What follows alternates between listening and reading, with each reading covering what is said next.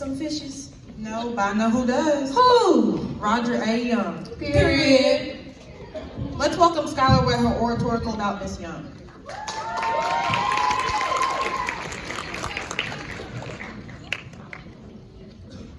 My name is Skylar Lane. I'm a second grader at Parkway Elementary. I'll be doing a presentation on my hero, Roger A. Young. She was the first Black woman to become a marine biologist, and I'd like to tell all of you the story of a little bit about her story. She was born in 1899 and raised in Pennsylvania. She grew up very poor. Taking care of her disappointed mother, enrolled to Harvard University in 1916, studying music. She showed no interest of science at first and struggled with greatly her schoolwork and grades. With encouragement from her teachers that saw her great potential, she began science courses and eventually graduated with her bachelor's degree in 1926. She had trouble finding money for college, but eventually received her master's degree from University of Chicago in 1926. She worked in marine biological laboratory during the summer, while also teaching as an assistant professor at Harvard University for 10 years. At the age of 25, and has her research published in a science journal, making her the first Black woman to do this in her field of science. It took her 11 years of studying, one failed attempt of her qualifying exams, and many personal hardships, but she finally achieved her goal of receiving her decorated dress from the University of Pennsylvania in 1940. After obtaining her PhD in zoology, she continued to teach for almost 20 more years, contributes so many to the world of science, and continues to inspire countless girls to follow their dreams no matter the obstacles or how take it longs.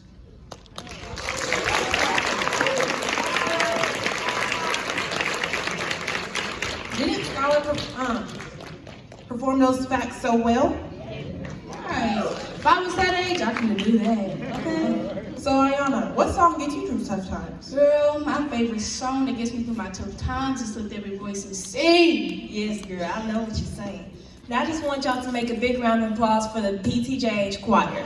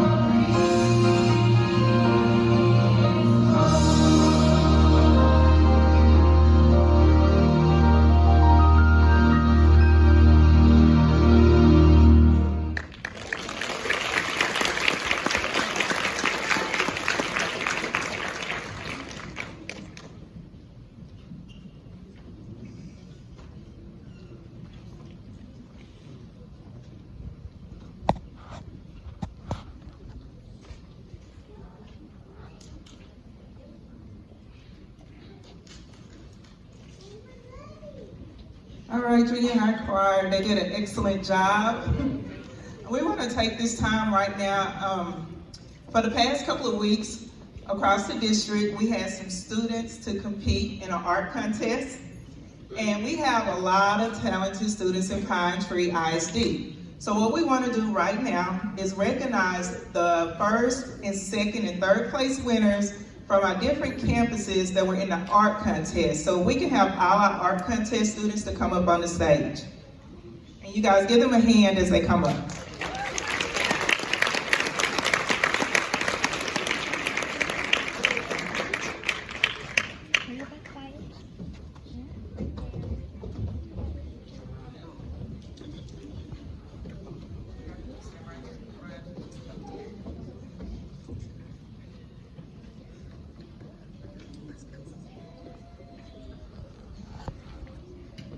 Okay, so all our students might not be present today, but we will recognize the ones that are here, and I'll even say the names of the students that are not here.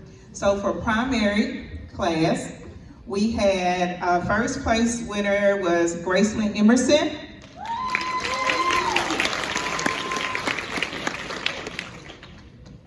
Second is Savannah Anderson, and she's not here. And third place, Ms. Melissa, thank you.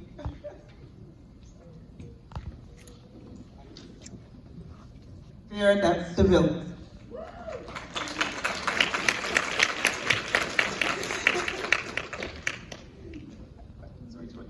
And then the other three students that I want to mention that they also participated, they did a very good job, Ms. Allison Nick, Andrea Howard, and Bailey Pope. Thank you.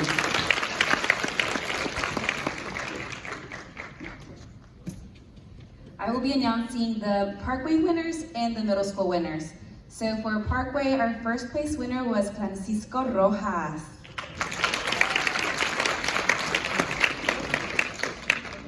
And second place was Bridget Salazar.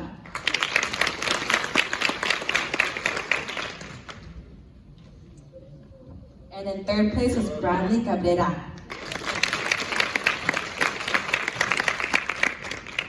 And for middle school, we have Braylon Armstrong.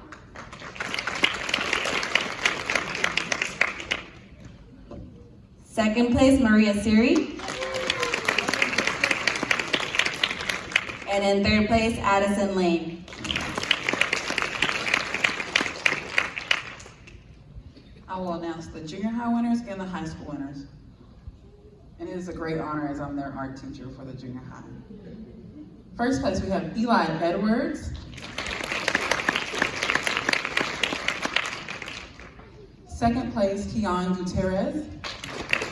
He's not present today. And third place, Axel Bob.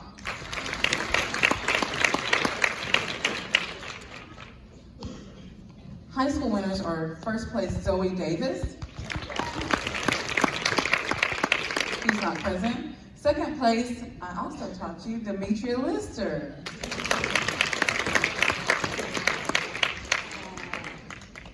And third place, Elizabeth Martinez.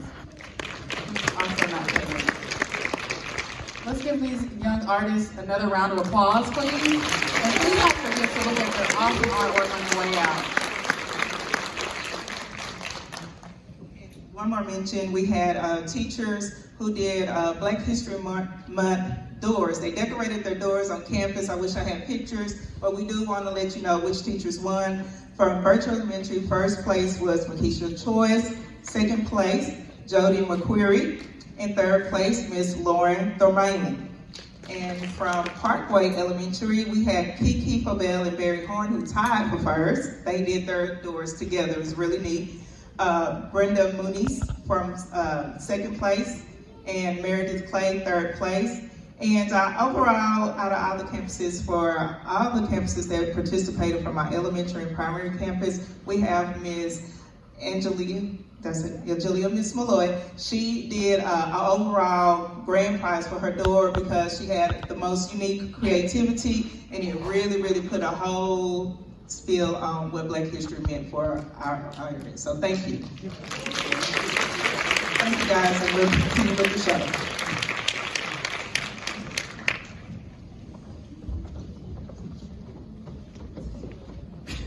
All right, y'all did a great job in those art projects. So right now, I want to introduce our STEAM essay writers. These two students were chosen from their teacher, and they got to write an essay about a Black American who changed the STEM community.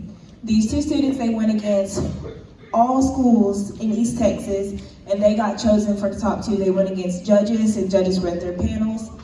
And tomorrow, they will be saying their speech at the Longview, Texas Eastman Bank Association. Am I right? Am I close to right? Okay, we'll believe I'm right. Okay, and they'll also be having VIP guests in the pre-ceremony. First place winner was Holly James. She won $1,000, and second place winner was Cameron Benefield. Here they are to read their speech.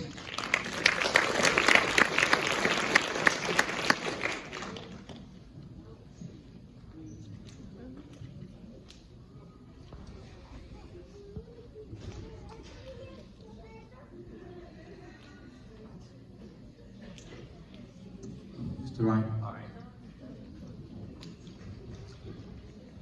Toni Morrison, a prolific African-American author, once said, "If there's a book you want to read and it hasn't been written yet, you must be the one to write that book." That's exactly what Percy Julian did. Percy Julian was elected to the National Academy of Sciences and the National Inventors Hall of Fame, all while owning over 100 pharmaceutical and chemical patented discoveries. In addition to that, he was one of the first Black millionaires. The man prevented death, saving countless lives. Though he achieved much success though, his path wasn't easy. However, Julian learned to get with the program early on, learning not to let the walls of racism define his career. Percy Julian was born in Montgomery, Alabama in 1899, and unfortunately was dealt a bad set of cards that didn't provide public education to African Americans past the 8th grade. Despite that bad hand, Julian played his cards well and wound up going to a teaching high school for Blacks and would eventually further his education at DePaul University, where he would go on to become one of the first African Americans to receive a PhD in chemistry. This was big for Julian because his parents, his peers, and his professors all tried to convince him to settle for less. While at DePaul, Julian and a colleague achieved the first total synthesis of physostigmine. Physostigmine is a compound used medically in eye drops to treat certain conditions like glaucoma and other issues that drugs have on the central nervous system. While Julian was working with the physostigmine, a byproduct steroid called stigmasterol was formed. Why is that important, you may ask? Because German chemists, after learning about Julian's research, used the steroid stigmasterol and combined it with progesterone, a female sex hormone that helps aid pregnant women in avoiding miscarriages, saving a countless number of lives. Though if not for Julian, who knows if they would have been able to achieve the feat. A few years later, after moving on from DePaul, Julian arose at the company Glidden, where his job was to now create new products from soybeans. While at Glidden, Julian created stigmasterol again, except for this time, it was from soybeans. This may seem small, but it was not. In fact, it was enormous at the time, because back then, no one knew how to make great amounts of stigmasterol for cheaper prices. Due to Julian's accomplishment though, the job could be done, and many more pregnant women who were at risk of having miscarriages could get the aid they needed, and many more lives were able to be saved. Julian's work with the soybeans didn't stop there though. He'd eventually go on to create his own synthetic version of cortisone that is still used greatly to this day. Cortisone is a hormone that the body uses to treat a variety of issues, from arthritis and cancers to other inflammatory conditions. Julian's cortisone greatly relieved the pain sufferers of the previously mentioned conditions and many more faced. What makes Julian's cortisone and other synthetic products so special isn't just their ability to provide aid to others, but how affordable they are to make so many more people can get the aid they need. His work in chemistry has left a path that many producers of synthetic drugs continue to follow to this day. While he was achieving much success, however, Julian was still a Black man in a maturing America. His white counterparts continuously tried to persuade him to leave the world of chemistry. One time, his house was burned down on Thanksgiving. Another time, dynamite was exploded beside his children's bedroom window. It was tough, but through it all, Percy Julian persevered. The late Tupac Shakur once said, "I'm not saying I'm going to rule the world, or I'm going to change the world, but I guarantee you that I will spark the brain that will change the world." That's exactly what Percy Julian did. His research impacted many in the 1930s and still does to this day, nearly a whole century later in the 2020s. He deserves to be recognized and honored more because through his relentlessness, dedication, and love for chemistry, many lives were able to be saved and diversity is open to African Americans in the STEAM field.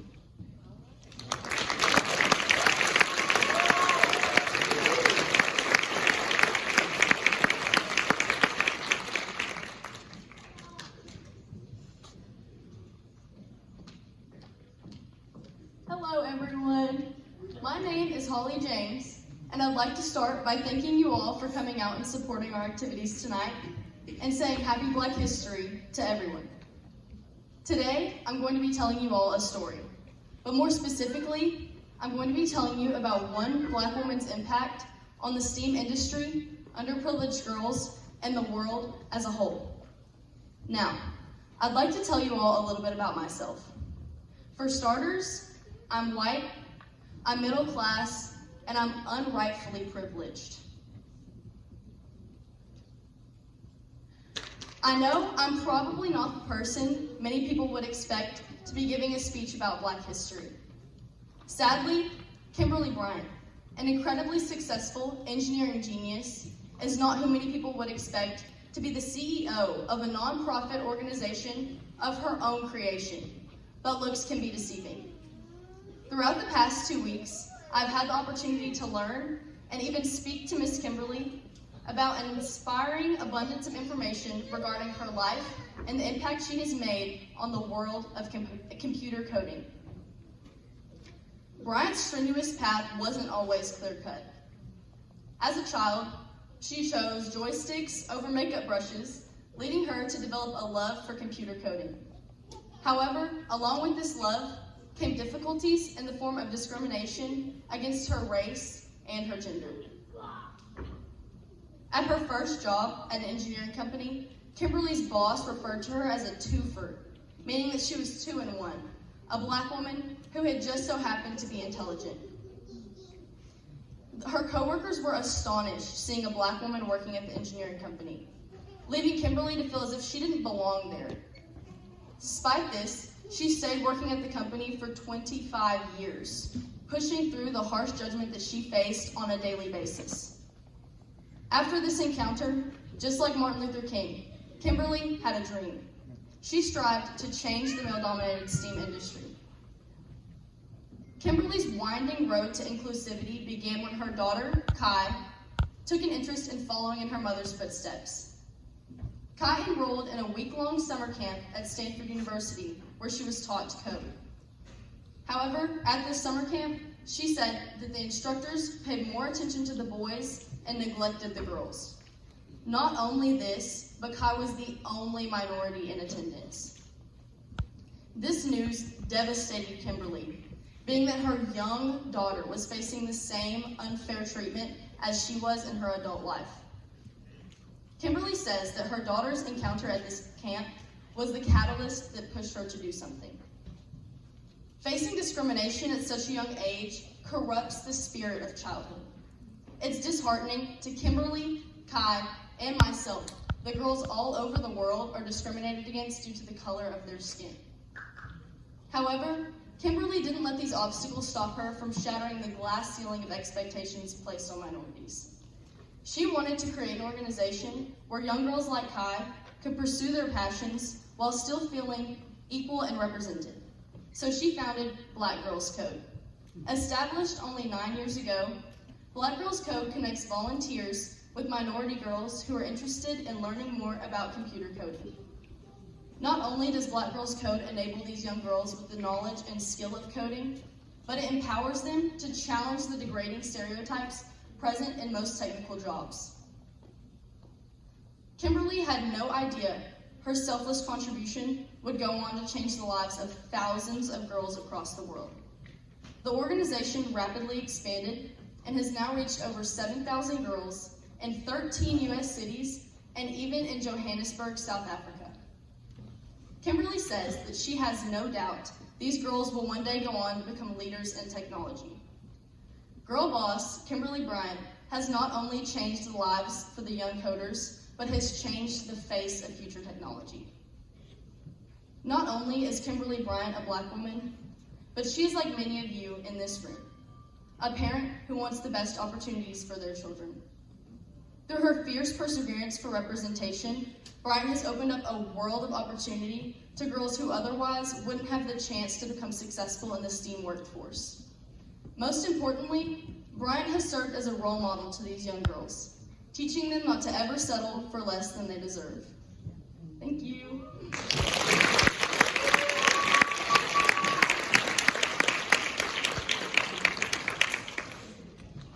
Wow, that was so good. And as personal friends of Cameron and Holly, I just want to thank y'all for coming out and saying that tonight. It's really impactful and it really moved me tonight. Here we're going to give it up for our Pine Tree Precision Dance officers.